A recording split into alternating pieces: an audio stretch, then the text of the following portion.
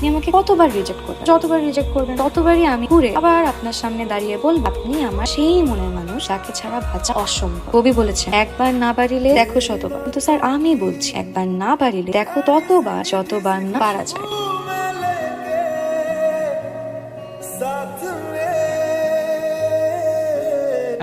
Sir আমি হ্যাঁ আপনি এদিকে আসেন।